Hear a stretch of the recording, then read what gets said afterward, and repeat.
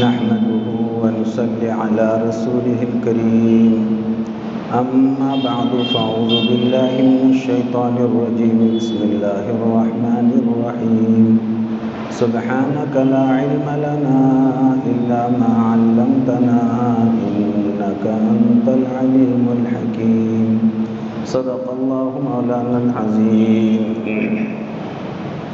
بزرگان محترم، اللہ رب العالمین نے انعام و احسان آپ ہم سب پر فرمایا اور کلمہ طیبہ لا الہ الا اللہ محمد الرسول اللہ، یہ عظیم الشان کلمہ پڑھنے والوں میں آپ کو ہم کو سب کو اللہ تعالیٰ نے شامل فرمایا. رب العالمین اسی قدردانی کی توفیق مرحمت فرمائے.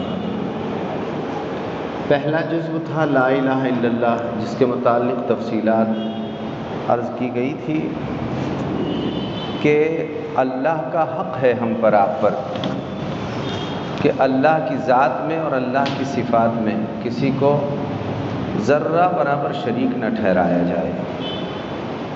اللہ تنہا ہے، ہر چیز میں تنہا ہے. اس کا فیصلہ ایسا نہیں ہے کہ فیصلے کے بعد اسے کسی عمل میں شرمندگی ہو. کسی سزا دیتا ہے تو سزا کے بعد اسے کوئی ڈر اور خوف نہیں ہوتا. ولا یخاف عقباہا. پچھلی قوموں کے ساتھ بڑی بڑی ایسی سزائیں آئیں، ان کو عذابوں میں مبتلا کیا گیا اور اس کے بعد اللہ تعالیٰ نے فرمایا فَدَمْدَمَ عَلَيْهِمْ رَبُّهُمْ بِذَنبِهِمْ فَسَوَّاهَا وَلَا يَخَافُ عُقْبَاهَا کہ اس کے بعد کیا ہوگا اسے کوئی پرواہ نہیں. یہ تو دنیا کی حکومتوں کو ڈر اور اندیشہ ہوتا ہے کہ حکومتیں ہماری چھین جائیں گی، ہمارے بعد کیا ہوگا، یہ فیصلے پر کیا ریئیکشن ہوگا، عوام کیا مخالفت کرے گی، احتجاج کرے گی، روڈوں پر اترے گی. یہ عوامی معاملہ ہوتا ہے. اللہ کا معاملہ ایسا نہیں ہے کہ کوئی اس کے خلاف جا نہیں سکتا اور اس کا کوئی کسی عنوان کا کوئی نقصان کر نہیں سکتا. اللہ کی ذات تنہا ہے، اس لیے اس کی ذات میں اور اس کی صفات میں جب کوئی شریک نہیں ہے تو ہمیں اس سے بہت زیادہ اللہ کے ذات کو منزہ اور پاک یقین کرنے کی ضرورت ہے اور کسی قسم کی کوئی شرکت سے مکمل طور پر احتیاط برتنے کی ضرورت ہے. دوسرا جزو تھا محمد الرسول اللہ کہ حضرت محمد صلی اللہ تعالیٰ علیہ وسلم اللہ کے رسول ہیں. تو محمد صلی اللہ علیہ وسلم اللہ کے رسول ہیں، اس پر ایمان لانا بھی فرض ہے. اللہ نے قرآن میں فرمایا محمد الرسول اللہ، محمد صلی اللہ علیہ وسلم اللہ کے رسول ہیں، یہ قرآن میں ہے. تو اللہ کے جس طرح اللہ کی ذات میں کوئی شریک نہیں، ایسا ہی محمد الرسول اللہ صلی اللہ علیہ وسلم کی رسالت میں آپ کے بعد کوئی شریک نہیں. ہمارا تمام انبیاء علیہ السلام پر ایمان ہے کہ سارے انبیاء اپنے اپنے وقت میں جو نازل ہوئے بالکل برحق ہیں اور آج بھی ہمارا تمام انبیاء پر اور نبیوں پر ایمان ہے. ایک نبی کے بارے میں بھی ہمیں شک و شبہ کرنے کی کوئی ضرورت نہیں ہے. سب اپنے اپنے موقع پر بالکل برحق رہے ہیں اور برحق حالت میں ظاہر ہے کہ وہ دنیا سے پردہ فرما گئے اور ہمارا ان سب پر ایمان ہے. آج بھی ایسا ہی ایمان ہے جیسا ان کی امتوں کا ان پر ایمان تھا اور جیسا ان کی امتوں کو ان پر ایمان لانا فرض تھا، ہم پر بھی ہر نبی پر ایمان لانا فرض ہے. کسی نبی کے بارے میں ہم ذرہ برابر شک و شبہ نہیں کر سکتے ہیں. اللہ کے تمام انبیاء حق والنبیون حق، اللہ کے تمام انبیاء برحق. ان میں آخری پیغمبر حضرت محمد الرسول اللہ صلی اللہ علیہ وسلم ہے، جن کی بشارت پچھلے تمام انبیاء علیہ الصلاۃ والتسلیم دیتے رہے. تو سارے نبیوں نے آخری پیغمبر حضرت محمد صلی اللہ علیہ وسلم کی بشارت دی کہ آخر میں ایک پیغمبر آنے والے ہیں اور آپ علیہ الصلاۃ والسلام کی بشارت تمام نبیوں نے دی ہے. اب بات یہ ہے کہ نبی تمام نبیوں کو بھی مانا جائے اور ہمارے نبی کو بھی مانا جائے، تو نبیوں کو تو سب کو مانا جا رہا ہے، لیکن یہاں فرق یہ ہے کہ ہمارے نبی صلی اللہ علیہ وسلم جو نبوت اور رسالت پیش فرما رہے ہیں، آپ صلی اللہ علیہ وسلم کی نبوت اور رسالت یہ تمام اغیار سے، یعنی غیر کے طوروں سے اور طریقوں سے بالکل پاک ہے۔ آپ علیہ السلام کے ہی طریقوں میں اللہ پاک نے یقینی طور پر 100% کامیابی رکھی ہے، اس میں ذرہ برابر نہ کوئی شک کیا جا سکتا ہے، نہ شبہ کیا جا سکتا ہے۔ جیسے اللہ کی ذات کے بارے میں کوئی شک نہیں، کوئی شبہ نہیں، ایسے محمد الرسول اللہ صلی اللہ علیہ وسلم کے بارے میں بھی کوئی شک نہیں، کوئی شبہ نہیں۔ آپ صلی اللہ علیہ وسلم کی ذات کو اس بات سے بچانا بھی فرض ہے کہ آپ صلی اللہ علیہ وسلم کا مقام یقیناً سارے نبیوں سے بڑھ کر، سارے رسولوں سے بڑھ کر، سارے فرشتوں سے بڑھ کر، ساری انسانیت سے بڑھ کر آپ امام الکل، امام الکائنات۔ بس بات یہ ہے، بعد از خدا بزرگ تو یہ قصہ مختصر، اگر کوئی پوچھے کہ اللہ کے بعد اللہ کی ساری مخلوق میں سب سے بڑا کون ہے، اس کا صرف خلاصہ یہ ہے محمد الرسول اللہ صلی اللہ علیہ وسلم۔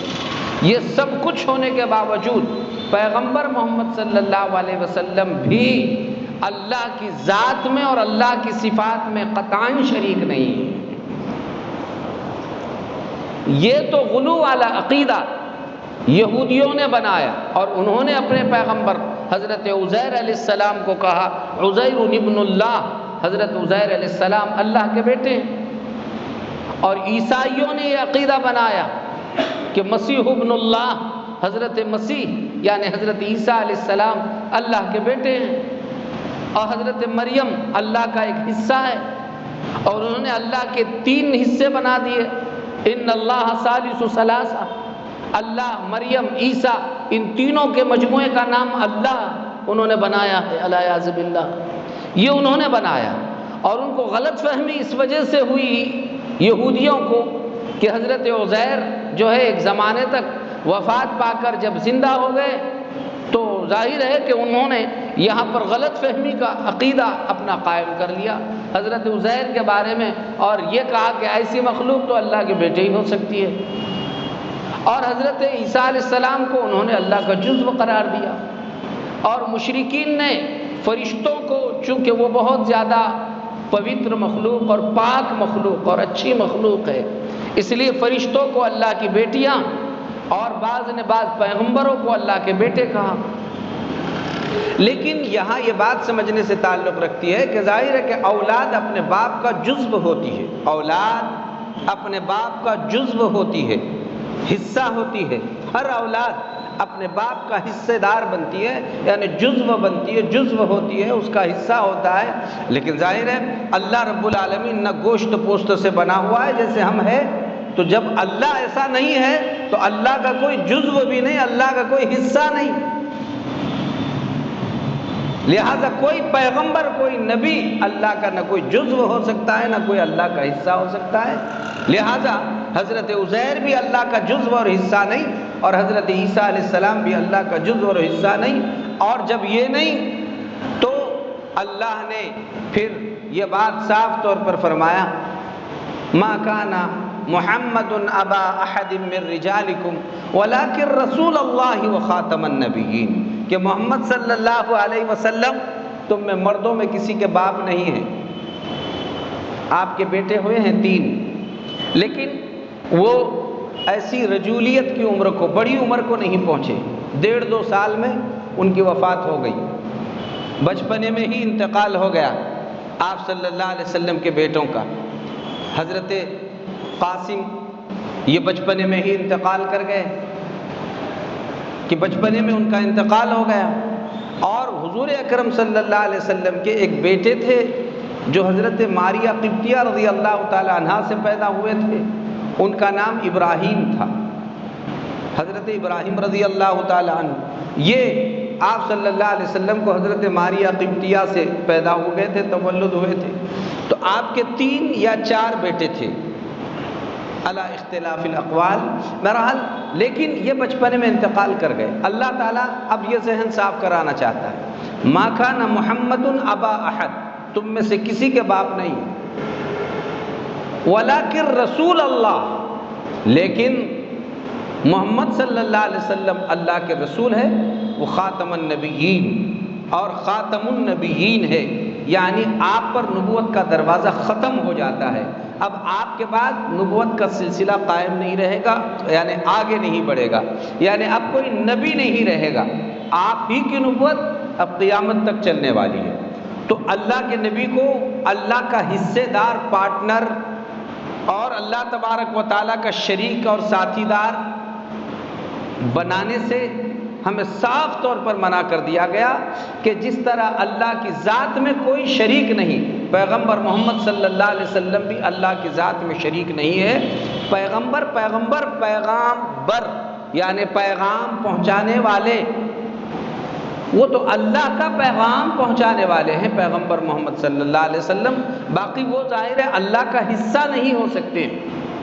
تو گزشتہ جو بات چل رہی تھی بھائیوں، بات یہ ہے کہ حضرت محمد الرسول اللہ صلی اللہ علیہ وسلم کو بھی عقیدے کے اعتبار سے اس قسم کے سارے غلط خیالات اور تصورات سے بچانے کی بے حد ضرورت ہے۔ پھر دوسری بات یہ کہ خود حضور اکرم صلی اللہ علیہ وسلم اللہ کے ایسے حصے دار نہیں ہو سکتے، بلکہ آپ کو حضور کو بعض صحابہ نے سجدہ کرنے کی اجازت مانگی۔ عقیدت، محبت بہت بڑی چیز ہوتی ہے۔ ابو داؤد شریف کی روایت ہے کہ حضور اکرم صلی اللہ علیہ وسلم سے بعض صحابہ نے اجازت چاہی کہ حضور ہم آپ کو سجدہ کرنا چاہتے ہیں۔ اللہ اکبر۔ پیغمبر نے پہلے ان کی عقل کا جائزہ لینا چاہا۔ آپ نے پوچھا بھلا مجھے یہ بات بتاؤ کہ جب میری وفات ہو جائے گی اور میں قبر میں چلا جاؤں گا تو کیا تم میرے قبر پہ بھی سجدہ کرو گے؟ قبر پہ سجدہ کرو گے؟ انہوں نے کہا حضور نہیں، یہ بات ممکن نہیں ہے، میرا عقیدہ مضبوط ہے، یہ تو آپ کی عظمت، آپ کی اہمیت کی بنا پر ہم دنیا میں یہ سوال کر رہے ہیں، ورنہ میرا عقیدہ مضبوط ہے کہ آپ کے وفات پانے کے بعد آپ کی قبر کو سجدہ نہیں کیا جا سکتا۔ اب سنو دھیان سے، حضور نے کیا جواب دیا؟ حضور نے فرمایا کہ جب تم یہ تصور کر رہے ہو کہ میں ایک فانی ہستی ہے،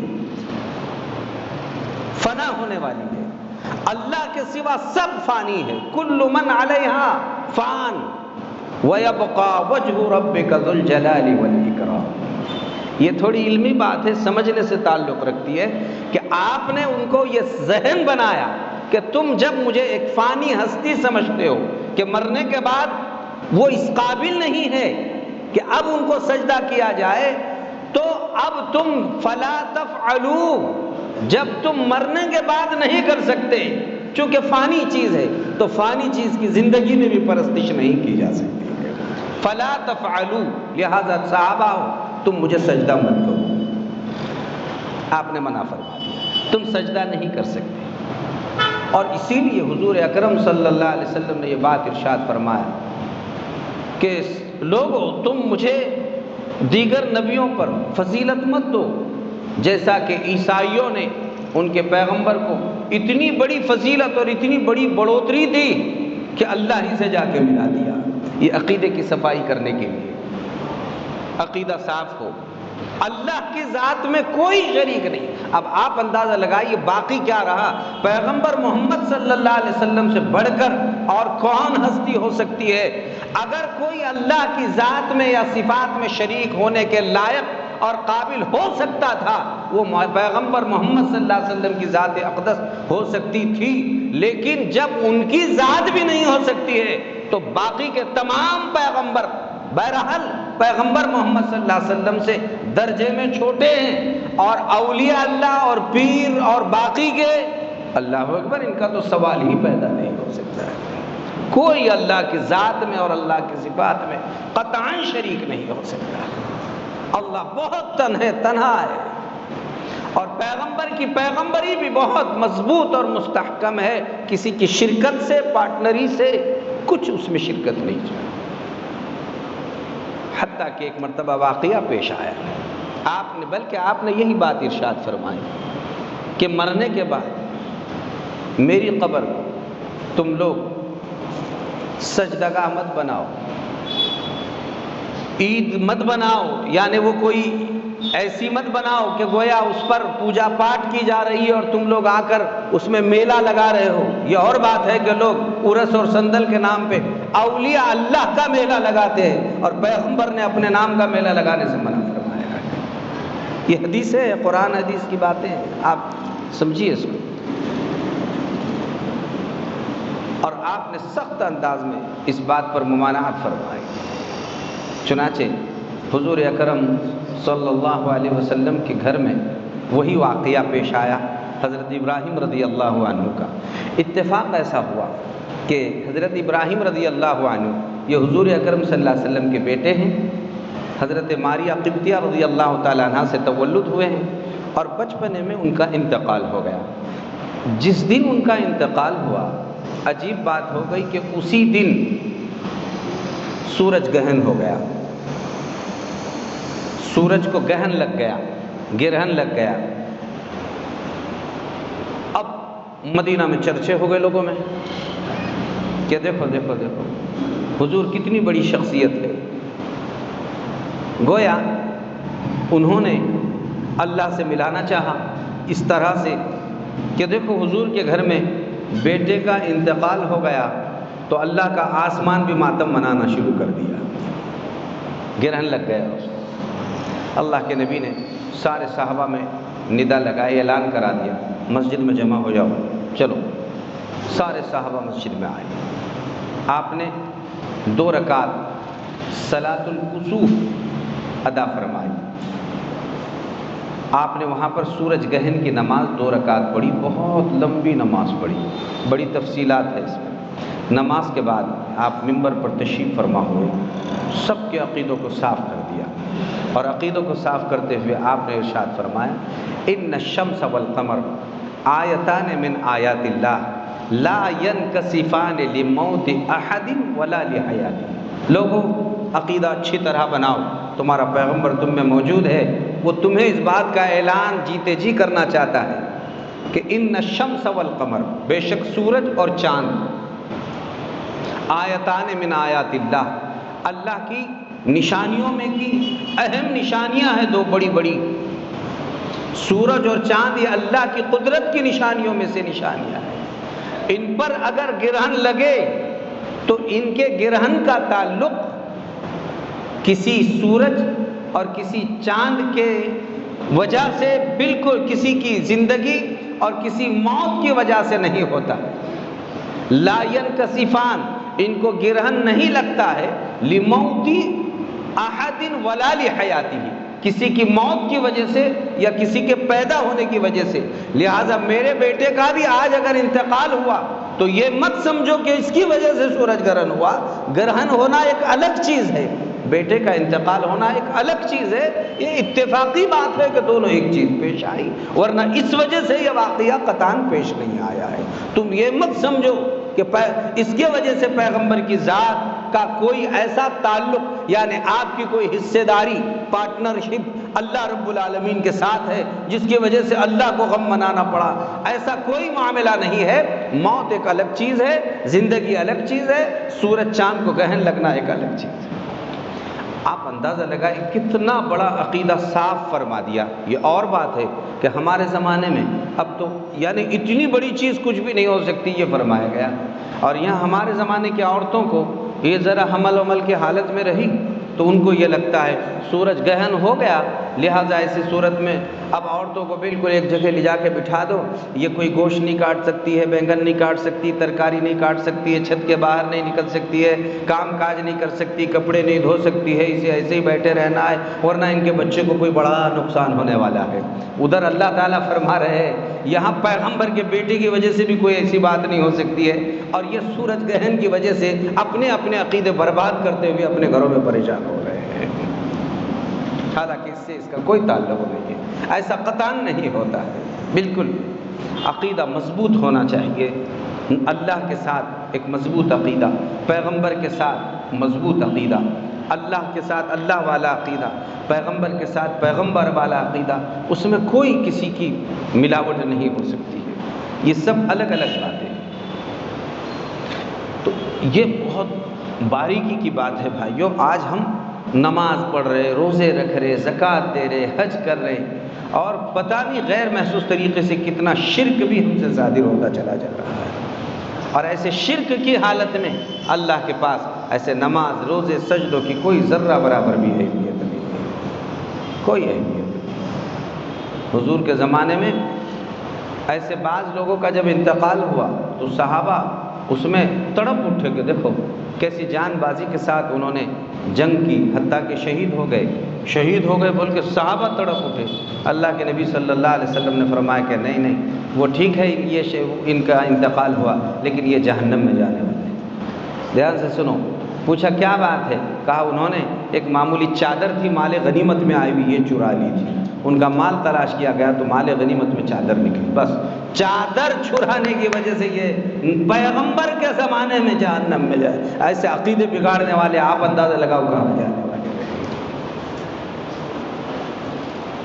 عقیدے میں کوئی کمپرومائز نہیں، بالکل دو ٹوک انداز میں ہمارا عقیدہ اللہ وحدہ لا شریک لہ کی ذات کے ساتھ بالکل مضبوط رہنا چاہیے، کوئی بات نہیں۔ اسی لیے پیغمبر کی مزار اقدس پر کوئی اگر چادر ڈالنا چاہے بالکل اجازت نہیں، اگر بتی لگانا چاہے اجازت نہیں، وہاں ناریل پھوڑنا چاہے اجازت نہیں۔ پیغمبر نے زندگی میں جب سجدہ کرنے سے منع فرمایا تو وہاں پھولوں کا ہار ڈالنے سے، پھول ڈالنے سے، اگربتی لگانے سے، وہاں پر ناریل پھوڑنے سے بالکل منع کر دیا گیا۔ اب آپ اندازہ لگائیے اللہ کے بعد آپ نے سب سے بڑا، بولو کس کو سمجھا؟ حضور اکرم صلی اللہ علیہ وسلم کو۔ اب حضور اکرم صلی اللہ علیہ وسلم کے بعد ابھی تو بڑے بڑے جلیل القدر پیغمبر باقی ہے، سب باقی ہے۔ اپن تو ان کو سب کو بھول گئے اور اپنے علاقے میں جہاں جہاں کہیں درگاہ مل گئی بس اسی پر چادر، ناریل، اگربتیاں۔ اب تو لوگ مورتیوں کو بھی ہار پہنانا شروع کر دیے لوگوں نے۔ آپ اندازہ لگائیے یہ بدعقیدگی کتنی بدعقیدگی ہے۔ جب پیغمبر نے اپنے زمانے میں پیغمبر کو برداشت نہیں فرمایا، نہیں ایسا عمل جو عقیدے میں گڑبڑ کر سکتا ہو۔ آپ نے بالکل، آپ ایک مرتبہ تشریف لے جا رہے ہیں، صحابہ کھڑے ہو گئے، جلدی کھڑے ہو گئے استقبال میں۔ آپ نے فرمایا اب آئندہ کھڑے مت ہونا، میں جب آؤں کھڑے مت ہوا کرنا، اپنی جگہ بیٹھے رہو۔ ایسی عظمت جو انسان کے عقیدے کو بگاڑ سکی، اللہ کے نبی صلی اللہ علیہ وسلم نے منع فرما دیا، زندگی میں منع فرما دیا، ایسے کام کرنے کی اجازت نہیں دی گئی۔ تو اصل بات یہ تھی کہ جو بات آپ کی خدمت میں عرض کی گئی تھی کہ یہ دو پہلوؤں کو سنبھالنا ضروری ہے۔ اب پیغمبر محمد صلی اللہ علیہ وسلم کے بعد قیامت تک کوئی دوسرا پیغمبر نہیں، کوئی نبی نہیں۔